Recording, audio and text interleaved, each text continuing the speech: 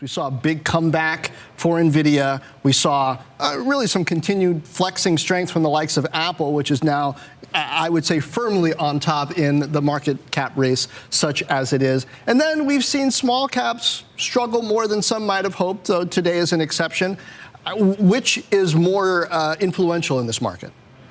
They're both important, and they reflect different, investor views. I think you still always want to own the best companies in the most important themes. I mean, that's NVIDIA and that's Apple. And they're going to really work over any cycle. But when the market begins to believe the Fed is going to move rates back towards neutral, and that's both cost of money, mortgages, auto loan rates, these are really big tailwinds for cyclical stocks and small caps in particular. So I think that's why I'd still want to make a very educated bet with high probability that small caps could do very well the next 12 months, and even between now and year end. It's been a while since we've talked about your granny shots. Remind us what your thesis is behind some of these stocks that you like. Yes. Well, Granny Shots is built on the idea that there are themes like secular drivers of an economy. And our original Granny Shot model looked at AI, cybersecurity, energy security, millennials as a generation. And then we want to own the best stocks in those themes. And that's really what was the genesis of the Granny Shots. And the names like NVIDIA, Apple, NVIDIA has been in that list since 2019. So I think it's always important for investors not to be trading the best names, but to really find the best companies and hold them for the cycle. Okay, good reminder. Tom Great. Lee, thanks for joining me. Thank you. This return to AI is a result of Jensen Huang's comments at Goldman. The Oracle. Oh, no, also our exclusive interview outside of the White House. That was killer. Everything you and I went through, of course, Larry Ellison had to say on that Oracle conference call, and everything that came out of the Oracle numbers. Microsoft as well presenting at Goldman Sachs and Communicopia also. Yeah. So focused in terms of AI and all the opportunity there. And so, are you more of a believer or you've been a skeptic? Well, no. I've never been a skeptic in the power of AI to transform everything. What I've been concerned about and continue to be is what it's going to mean for society in general. I'm not a skeptic on what's going to ultimately happen. Right. There are still different points of view. One is held more by the Sequoia camp, which we all started talking about earlier this summer with that first report from Sequoia talking and questioning about the return on invested capital from all these hyperscalers, and whether it would all find its way into apps eventually, or how this is all going to play out from a value proposition. But whether or not this is going to transform everything, no, I'm not a skeptic about that, Jim. You're not. Good, No, because... and I haven't been. You know that. Yeah, it's funny. When you speak to Jensen Huang, what he says is, this has been out called for like 18 months and it's supposed to cure cancer. I mean, I asked myself, does it cure cancer? And you're like, pause for a second to explain that that's not the point. It's about getting data instantly that would take years to put together. I like that. Well, Semblus skepticism came from recent examples in which doctors were still able to detect cases of breast cancer better than AI right now. No doubt about it, but it's a right now situation. Just to point out, as he pointed me out, that he has no problems with how well NVIDIA is going to do. His question is the spend and how much. Now, Oracle, Ellison comes out and says the spend's going to be endless because you got to keep up with the neural networks. There's no end to the spend. It's like, well, they build it and that's one of the key questions. This sort of idea that, at least embraced by Sequoia, that there will be a day when it's kind of done. You won't need to spend as much on GPUs. All the data will be taken in. The models, the large language models will not be complete, but be largely complete in some way, and you'll move on to the next phase. But it won't necessarily be value that's created as a result of those that are running the models. Right. But I do think that one of the things, like you look at what Tesla's talking about. I mean, Tesla's talking about robots. It's talking about how to make real self-driving. We talk about self-driving car. Like some of the applications. I mean, it's kind of like when you took chemistry, which I managed to drop because I knew it hurt my transcript. What I did was I recognized that this is about trying to do basic versus applied. The basic's being done by Jensen. The applied is being done by Elon. and the applied is huge. But chips as well, which brings us to Jensen Huang's appearance at the White House yesterday, talking about AI and the build-out nationwide, how much of a public-private partnership there'll be with the government. Our Megan Casella caught up with them. If you missed it, take a listen. We've got to make sure that everybody understands the needs coming, the opportunities of it, the challenges of it, and do it in the most efficient and scalable way we can. Absolutely. Do you see the need for a federal role here in terms of federal investment in combination with private investment? Well, there's probably going to have to be public-private collaboration in this area because the rate of growth is really quite high. Although artificial intelligence consumes a lot of energy to train, it also saves a lot of energy when you consume it. Because ultimately, it's not about training the model, it's about using the model. Covered a lot of ground. Yeah, look, it's really interesting. When training and using, I mean, that's just really important. I think the world of Lisa Su and AMD, but they don't have as much training. They have more inference. And what matters is that you just kind of have this vast catalog of things that is embedded when you get an NVIDIA chip. Well, it's not a chip. There's 7 chips on a Blackwell. We got to really get it. It's an 80-pound machine supercomputer. We got to stop calling it chip because people just say, oh, it's a little They put them all semiconductor. together and you get it, and that's what you get. And obviously, back to Ellison's comments, though, and his as well. We talk about it every day. Power consumption and the need for it. The fact that, I mean, Ellison actually did talk about having a team of ex-utility executives at Oracle who were trying to figure things out, given how many data centers they're building. Recommissioning. Jensen referring as well to the power consumption. We're recommissioning nuclear power plants. We have to. We have no choice. No. NVIDIA hit a rough patch after it posted results in mid-August, but this week the stock is up roughly 15%. Joining us right now for more on the company and the sector is Joseph Moore, Morgan Stanley's senior semiconductor analyst. And let me just ask you, Joseph, what happened this week? What's pushing the momentum one direction or the other on this stock? Yeah, I think for me, the bigger surprise was what happened in the prior couple of weeks. You know, the quarter was really good. They beat by $2 billion, which has never happened until NVIDIA started doing it a year and a half ago. And I understand they're wrestling with these expectations issues, and there's some gross margin questions that came about, but I was really surprised at the sell-off. This is our top pick. Demand is very, very strong. And, at this point, focusing on the sort of product cycles and things like that, it's very important. We want to see the company execute to that. But really, the key issue is just the strength of the business. And we heard that from Jensen this week at a conference. We've heard that from a number now of significant executives on the customer side, how much they're committed to these workloads. So I think this is still, a very compelling story. And again, to me, I don't know exactly why it was up this week. I don't know why it was down so much last week, but the stock is very reasonably valued with very good growth prospects here going forward. Will Blackwell have lower gross margins versus Hopper? I think maybe a tiny bit. I think that when the product was launched in March, they had sort of discussed some price points, on CNBC at one point, and that's a little bit unusual. I think they're very focused on, can we continue to provide value? Can we continue to grow the market? And I think they're probably more focused on that than the specifics of gross margin. There's going to be a little bit of pressure here in the next couple of quarters, which is really just the early stage of that. We're ramping it up. There's going to be low yields initially. I think they've sort of said over the full life cycle, the gross margins will be similar, but they're also expanding the scope of products. There's going to be a microprocessor with Grace. There's going to be an NVLink switch that they sell into these racks. There's a lot of things that they're selling that could have a little bit lower gross margin. So we have gross margins down by about a point next year. I don't think it's that big a deal in the context of how high the operating margins are and how much operating leverage there is. But I think it is, the answer to the question is yes, it is just a tad lower. But that doesn't change the fact that the gross margins are still very good.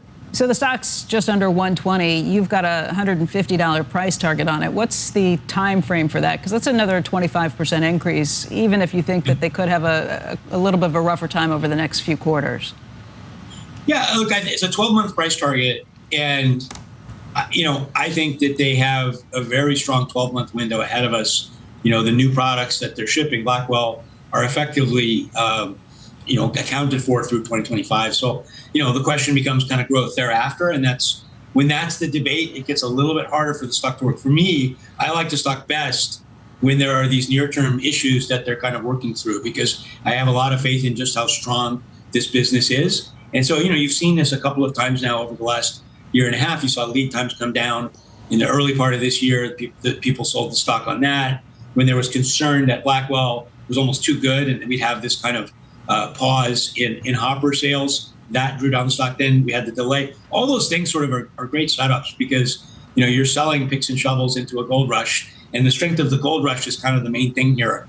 It doesn't, the new products are really important and I want to get them out. But, it doesn't really change how good these numbers are. So for me, tactically, we've liked it better when you have these issues. You still have these questions overhanging the stock. So I'm not necessarily calling for 150 right away. But, I think these are a good buying opportunity, these issues that have been dragging down the stock of late. Jim, you're an owner of Applied Materials, NVIDIA, Qualcomm, perhaps even amongst others. Why does the chip trade still feel like it could have upside from here? Two reasons: the cycle and the secular story. And when those two come together, Dom, it's pretty powerful. So the secular story here is obviously the AI advent on chips, and that's where you're seeing me in NVIDIA, Qualcomm, which is for the edge computing of AI applications, and Applied Materials, which is filling out the equipment for these new semiconductor fabrication plants that need to be building these AI chips. But on the other side, the cycle, I think, is intact. This is what you just said, Rob. I completely agree. We've had a volatile summer, Dom. You know that in terms of chips. Up until July, mid-July, these were really powering the market higher. It's been a little bit weak since then, people questioning the AI trade. I don't think that's where the weakness has come from, frankly. I think it's simply explained by the yen carry unwind, which still has been going on today. It may sound trite to say that, but I'm pretty sure that's what the source of the weakness is. Both the cycle, and by that I mean the global economy powered by the U.S., is very much intact for the chip sector, and you've got the secular story on top of it. This is not a place you want to be underweight. I'm overweight. Big picture, the AI story, all the thematic elements of it, has it caused you to reassess anything or not? Not really. I mean, and in part, if you believe in where AI is going and the idea that AI, at some point, whether it's 3, 4, 5 years out, is going to provide us with, superhuman intelligence, all of the CapEx that's being spent today is wholeheartedly justifiable because the opportunity to monetize that AI at that period of time is beyond, I think, what anyone has really contemplated in the market so far. And just to point to NVIDIA in particular, obviously there have been these periods before where it kind of, consolidates for 3 months and people wonder if you can actually extrapolate the demand growth into next year and beyond. What have you heard from them recently? And I guess how are you mentally modeling it out in terms of how long this can last? Yeah, so I think there's many different ways and many different vectors of growth for NVIDIA. And the slope can change in any given year. However, so let's just go back to what happened at the earnings call. Yeah. Earnings call, the numbers didn't go up. And it was the first time in, I think, 7 quarters that the numbers haven't gone up for NVIDIA. The stock comes in as people are saying 2025 is peak. Goldman Sachs conference, which was just this past week. Jensen gets on stage and talks about how CoWoS capacity has to grow in 2025, but it also has to grow in 2026. That basically marked the bottom for the stock, and the stock went from 104 to 120, where it is today. Yeah. So, it is very sensitive to the growth trajectory of 2026 and whether or not 26 will be a growth year. Now, in our opinion, given how much CapEx needs to be spent, 25 is not peak CapEx. We think 25, 26, 27, and potentially 28 are going to be big CapEx years for all of the hyperscalers. Really?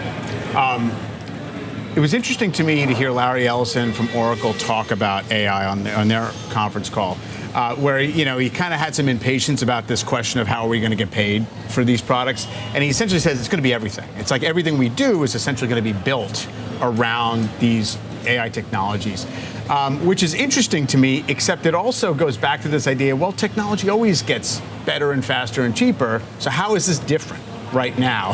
Is this an accelerated phase of it?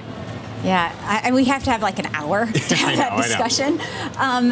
But I think in a nutshell, and I'm going to it's gonna sound a little bit Terminator-esque. Yeah. So bear with me. But if you can have a coworker that has equivalent intelligence to you, and can be effectively your foil and do everything that you need it to do, and then some, how much would you pay for that coworker? So if Microsoft, for example, opens up that opportunity for the world or for enterprises, how much are you willing to pay for that coworker? Is it $40,000 a year, $50,000 a year? Right? And that coworker works 24/7. Yeah. So today, Microsoft monetizes at a rate of about $1,000 per seat. So the opportunity is 50-fold. So when you put it in that kind of context, the big picture on AI is that it's a complete transformation of the technology and how we use it. And I think that's the part that sometimes gets lost in this AI kind of, is it a trade? Are we a peak? Sure. Because the endpoint is very, very different than I think the market thinks. All right, I hope you're all doing well today. The S&P finished the day up about 0.5%, and NVIDIA was basically flat today. And same thing with Tesla, which finished the day up 0.2%. Tesla is still trading inside of the supply zone, so I would be cautious about adding until we have a clear break above and close above the supply zone. That's what I'll be watching for in the days ahead. I still think Tesla has upside ahead as long as the robotaxi event is not delayed again, and as long as the rest of the market can simply remain calm. Speaking of the rest of the market, next week we have a very important FOMC meeting. The Federal Reserve is expected to cut interest rates for the first time in years as they begin a cycle of quantitative easing. I think the most likely outcome of the September meeting is a 25 basis point cut, but we could potentially see a 50 basis point cut. Either way, I think FOMC next week could provide a tailwind for stocks for the next couple of weeks. However, I think it is reasonable to be cautious near the end of this month and once we enter October, because at that point, market participants will be fully focused on the election in November, and we could see some volatile and erratic price action near the end of this month that lasts until after the election. Looking at NVIDIA's chart, we did get another close today above the 50 MA on the daily time frame, which is encouraging. The 50 MA is the purple line on your screen. Now, I think it is possible for NVIDIA to retest this resistance trend line at some point in the near future, but there are two things I want to point out regarding the short-term outlook on NVIDIA. First, as I mentioned, we have FOMC next week, and so the rest of the market will play a big role in NVIDIA's price action next week. Also, the histogram on the daily time frame is still moving upward, and it has even turned positive. However, the pace at which the histogram is moving upward appears to be slowing, and that is somewhat concerning in the short term, as this could be signaling slowing upward momentum. So that's what I'm seeing in the short term. Now, let me give you my thoughts on the medium-term outlook for NVIDIA. So after FOMC next week, I think it is very possible for stocks, including NVIDIA, to catch a positive tailwind that lasts for 1 or 2 weeks. However, although I think NVIDIA could trade higher in the short term and possibly trade higher later this month, I am cautious on NVIDIA until late October/early November. There are a couple reasons why. The first reason is that attention surrounding NVIDIA typically moves in cycles. This is a simplified graphic, but I'm just trying to communicate the underlying concept here. This cycle has already occurred twice this year, with NVIDIA reaching a relative low in between earnings reports roughly 3 to 4 weeks prior to the company's next earnings report. And yes, I know the most recent relative low in August was exacerbated by the unwind of the carry trade, but NVIDIA was trading lower well before early August, and the stock likely would have reached a relative low during this time, regardless of the unwind situation. Now, patterns tend to repeat themselves, but they don't always have to. If this trend were to repeat itself a third time this year, then we could potentially see NVIDIA reach a relative low sometime in late October/early November. Additionally, there is an election in November, and that will weigh down on markets, especially so once we get to late October and early November. So I think it is reasonable to be cautious with NVIDIA over the next month and a half. Now, let me give you my long-term outlook. From a long-term perspective, I am bullish on the future of NVIDIA. Even if the stock trades lower in late October/early November, I still think this company has brighter days ahead. Demand is through the roof. Hyperscalers must invest in AI infrastructure now, and Blackwell is on the horizon. As I've mentioned in many videos recently, if Blackwell had not been delayed by 3 months, then NVIDIA would have guided Q3 revenue higher by about $3 billion, and therefore the trend of NVIDIA's growth rate acceleration would have remained intact. This is very important because it means we could see NVIDIA's growth rate reaccelerate in the future once Blackwell is shipping in volume. I think 1 year from now and 2 years from now, NVIDIA will be worth substantially more than it is now. I genuinely would not be surprised if this company doubles over the next 2 years, given their current growth trajectory and their upcoming product cycles. So that is my long-term view on NVIDIA. Before we end this video, I just realized that I never thank you all for 10,000 subscribers in a video. I made a community post about it not too long ago, but I don't remember mentioning it in a video. So thank you all for 10K. I really do appreciate all of you. I hope these videos help you in some way, and it means a lot to me that you watch, so thank you. With all of that being said, I hope you all have an amazing weekend, and I'm curious to hear your thoughts about NVIDIA in the comments below. Please leave a like on this video so more people will see it. And while you're down there, please consider subscribing. It's free, and you can always change your mind. Thanks for watching, and hopefully I'll see you in the next video.